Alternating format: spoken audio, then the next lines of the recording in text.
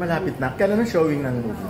Ang narinig ko po kay Direk is May and na. meron pong press release or premiere night ng April. April, ayaw pa po sa akin ibigay exact dates, pero yun po April and May po ang kailangan nyo po. So papatapusin mo na yung mga Holy Week and parang yes po. Anong feeling mo malapit na siyang ipalabas? Sa totoo lang po, sa ngayon, marami din po talaga activities apart from this. So, talagang masayang-masaya po ako. And at the same time, parang andun din po yung pressure na andyan na, ano kaya yung may feedback ng tao. Ako lang po yung story, I'm very confident with the story. Pero like how the people would accept us po talaga, kami pong cast, the entirety of the cast, talagang nakaka-pressure po, but at the same time, it's been very fun. And until now, masaya po ako, of course. Pero, kumusta so far yung feedback? So far, siyempre nakikita na yung teaser, yung trailer, tapos nakakapag ano ka na sa social media. Ako from mga friends ko po na nababalita nila. Na-excite po talaga yung mga kaibigan ko na mapanood. Siguro po dahil kaibigan ko din sila, na-excite sila. Pero kasi yung mga friends ko po talaga very close po kami and talagang yung criticism, hinihingi ko rin po sa kanila when I have like work. So sabi ko po sa kanila, pag napanood niyo yung film, give me 100% truth, the actual criticism para alam ko po what parts I need to improve in and stuff like that. Pero so far po ang feedback ng mga tao is they're very excited as well sa mga kakilala ko po and even sa fans po namin po nila Maxine and the rest of the cast. They're all very excited and as well as us of course. Pero anong feeling mo? May nagkakaroon ka ng dalawang love team with Mucha and Maxine kasi may mga fans na rin kayo ni Maxine. Actually, marami nagsasabi na bagay din kayo, etc. Nakikita ko. How do you feel about it? Na gano'n? Well, siguro lang po, friends lang naman po talaga kami lahat. And work is work. Trabaho po kung trabaho. Pero kami po talagang tatlo. Dito, nag-share din po talaga kami ng bond here sa Magic Curse. Talaga naging close po kami lahat. And kung kanino man po ako magiging love team or if this is both temporary, okay lang po sa akin. Kasi I feel like tanggap naman po namin lahat yun and at the same time we also want our solo careers at the same time.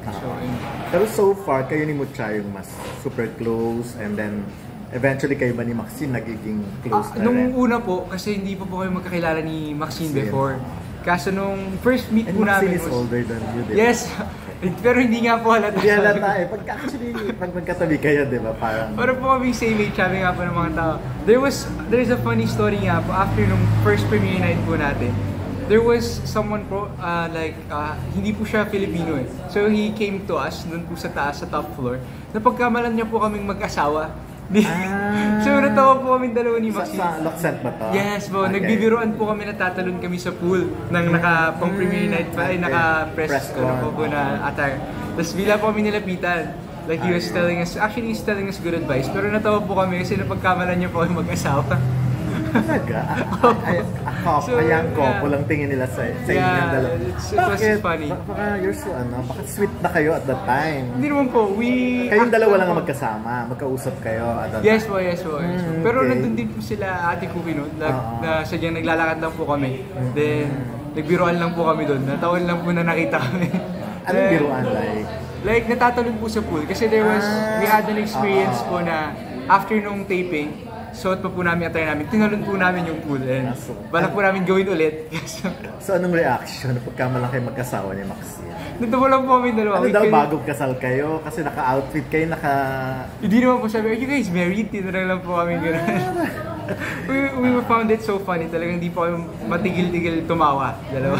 Pero hindi rin yun naman na hindi. Yes po. Sinabi naman po namin na hindi. Sadyang friends po talaga kami. At saka sinabi nyo naman siguro na nakita naman ko ilang age din ka, ilang taon ka, hindi na. Hindi na po namin sinabi nyo lang age namin. Yes. But anyway, kumusta experience mo sa Star Magic Ball? Sa prom. Prom pala. Sa totoo lang po, itong year na to, yung prom po na, yung siyempre 2 years pa lang po ang prom. Pero yung prom po na to talagang, yung nag-enjoy po ako in a different way. Siguro po, before po kasi I was a super shy boy talaga. Talagang mahihain po ako and hindi ko po kayang parang makipag-interact that much. Nahihiya po ako. Pero ngayon po, since after the movie and after everything I've been through, I've gained a lot of confidence po talaga. And I'm really proud of myself for that. Kaya nung nandun po, talagang nakausap ko po ngayon yung mga like big stars na talagang pinapanood ko lang po dati na hanga ako. Nakikipag-usap na rin. Yes po. The likes of? Katulad ni Nakausap ko po sila Seth, sila Francine. Sila po ang talagang nakaband ko during the Star Magical Prom. Nung after party ka. So, I had taping po the next day. So, kailangan ko po umalis ng maaga. So, short lang yun. Yes po. Pero it was super fun. And na-excite na po ako for the next prom. Talaga. So, where did you get that, yung confidence? Kasi noon, super shy ka. This time, bakit?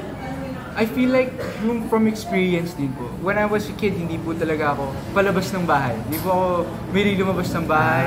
Okay. And sa school po, nakakapag-interact naman po ako pero like yun sa group of friends. Like, I had insecurities before na ngayon po I feel like parang nag-get rid ko na po sa sarili ko. So, I feel like you just have to face it po eh. Yung pagiging kinakabahan pa po ako before to interact with someone. So, I decided po talaga to face it. I challenged myself to interact with at least one new people po in at least a week kasi hindi naman po everyday nakakalabas ako. At least a week. Meron po akong nakakausap na isang bagong tao. And as well as online, nag-try din po ako like online. Like sa games po kasi I play games. Hindi din po ako nakakapagsalita doon before. Pero ngayon, nakakapag-interact na din po ako online. Pero dun sa prom, who started the conversation? Sa prom, ako po. Talaga, ikaw na yung lumalapit, marunong ka na. Yes. Kasi nung first po, nag-wheel po ang picture. Nagpa-picture ka, gano'n. Yes, kasi I wanted to be memorable din po. Nung first prom, sobrang hiya ko po, wala pa akong picture. Pero dito po sa prom na ito talagang challenge po ako ni Mami. Na kailangan daw po may mga picture ako and natuwa nga po si Mami kasi sabi niya sobrang dami ko daw pong pictures ngayon. This year. And hanggang ngayon hindi ko pa po napopost lahat sa sobrang dami. So ako po, I was approaching them, humingi yung picture then after po nun, actually they're very nice. Kasi after po ng picture, sila po nag-i-introduce po ng sarili nila. Talaga? Si Donnie po sabi niya, ano name mo bro? Like I said, Beaver, sabi niya, Donnie. Siyempre ako naman po kilala ko na po si Donnie. Pero like he's super polite, napakabait po ni Donnie. Nice naman meron kayong mga ganun ng experience. Yes po. Pero all throughout, si Muchang kasama mo rin, hindi? Or may iba rin siyang pinupuntahan? Actually, kami naman po magkasama since same table po kasi. Yes, arrange po yung sitting. So, we were in the same table and as well, nag-perform po kami sa Cotillion. Pero nung after party, 17 pa lang po kayo siya. So, kailangan niya na pong umakyat. So, ako po yung nag-stay to interact nga po. Okay. So, maganda pala yung experience mo sa prom this year. Yes po, talaga. Memorable din talaga. Very memorable. And yun nga po, I'm pretty proud of myself dun po sa small things na nagagawa ko na. And talagang nabaitan ko po talaga silang lahat, grabe. So may mga ka na with Donnie Pangilinan, kila Seth? Yes po, somewhat. Meron na po kaming naging mga interactions. Pero dito sa When Magic Hurts, ano yung pinaka-proud ka? Ako po, just to be chosen po here sa Magic Hurts. Kasi parang yung story niyo po, talagang it's something na hindi niyo po, well, in a way po, hindi po siya ganun kadaling i-expect yung mga mangyayari. And it's been a really fun experience and proud na proud po ako as someone na lives here in the Philippines is for sa Atok. Proud na proud po ako sa lugar na Atok or sa Atok Benguet na tinatawag nga po. Kasi yung sceneries, the views, and yung mga places po na pinag-shootan namin, yung pinuntahan namin, it's just truly beautiful. So as a Filipino, I'm very proud po na meron po tayong ganyan na lugar dito sa Pilipinas na hindi na po natin kailangan umalis dito sa Pilipinas to see those kinds of sceneries. And isa po siya natutuwa kami and pinilit po namin kunan. Habang nagsasalita po, habang nagda-dialogue po kami, is may hangin na po. Yung parang uso. Opo, yes. So meron po mga ganung lugar dito sa Pilipinas to experience those kinds of things. Okay. Pero with Claudine, may mga scenes kayo ni Claudine? Actually, wala po kami eksena. Hindi kasi kayo parang, kasi anak po siya nanay po siya ni Mutiaya. So nung lumaki, parang wala na siya. Nandun po naman po, pero hindi po kasi kami nagka-eksena like directly. Pero of course po, habang nagtitake po sila, kahit rest day ko po noon, bumibisita po ako sa set kasi so, of course, fan din po talaga. Kaya Kumusta naman sila off-cam, like secret? Super bait po. Lalo na po si Ariana. Si Ariana Barreto. Talaga, tinreat niyo po kaming tatlo actually. Kaming tatlo ni Maxine Mutiayan ako as kuya and ate. Kaya talaga nakakatuwa po si Ariana and very good actress as well. Talagang at a young age, ako po parang hindi ko pa po kaya yung ganyan nung bata ako. So, isa po yan sa nakaka-proud. Para pong as kuya na pa-proud po kay Ariana. Pero ikaw ba, Bieber, excited ka nang mag-explore pa? Kasi sa age mo ngayon, di ba, marami ka nang gustong gawin as an actor. Yes, po. Like, ano na yung mga gusto mo pang gawin? Kasi Honestly, you started now as may collab team, di ba? Opo. Of course, nandun din po yun sa interest ko. Like exploring other roles and stuff. Pero, ang ano ko po ini-enjoy ko din po to eh. Parang ini-enjoy ko, sabi nyo nga po, I just started. I'm also enjoying po rom-com at the same time. Pero I'm very open po to other opportunities, of course. Yung rom-com po kasi is one of my dream roles, kung bata po ako. Pero gusto ko rin po, of course, nag-try din po ako before na Special Child. It was very fun to do that kind of acting. Meron po ako sa YouTube ko actually. Naka-post po siya. So it was very fun. Hopefully someday po mabigyan po ako ng like more challenging roles to... Ano ba ang challenging roles sa'yo? Ganun nga po, yung parang yung something po na gray very... character ba kaya mo? Po? Yung mga gray character? What's gray medyo character? kontrabida side or... medyo bad meron boy ba? May pwede po kayo abangan dyan. Hindi naman po siya lead, pero may pagka gano'n nga po, may pagka gray character po yung character ko sa paparating na teleserye. So, abangan nyo po. Yes, abangan nyo po.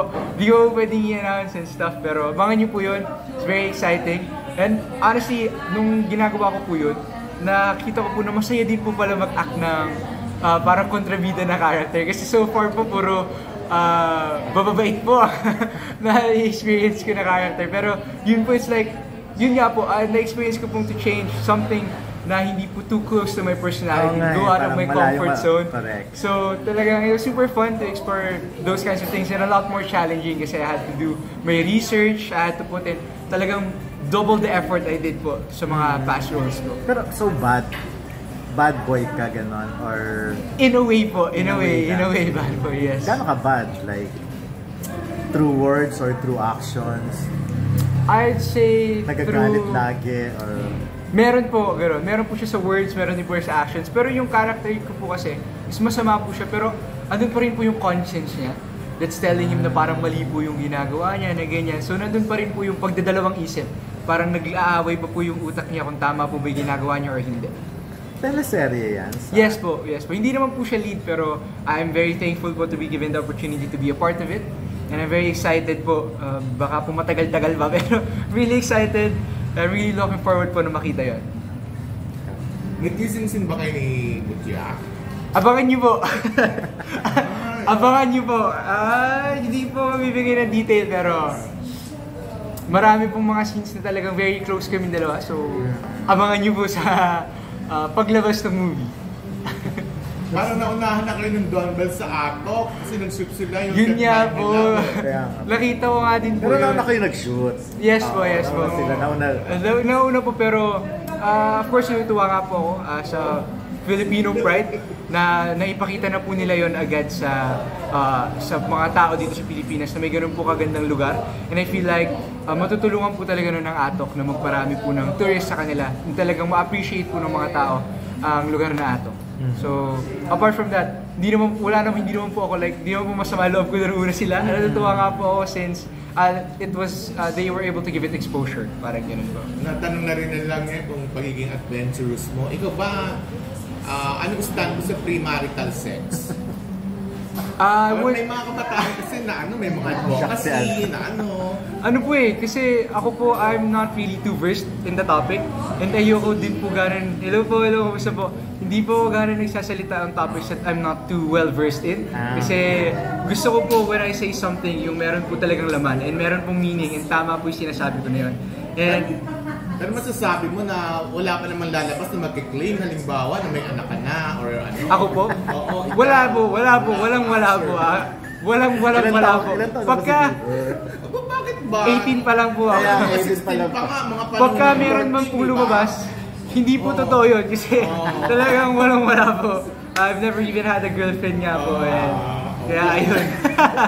Hindi ko nga siya tinatanong ganyan. Ay, sabi. Hindi, doon lang sa sa adventure. Sa character or ano. Parang na-hurt si Salve. Na-hurt sa tanong. Busy po. May ginagawa. Wala, sagot ka na. Ano pa? Please, ano maganda ng tanong?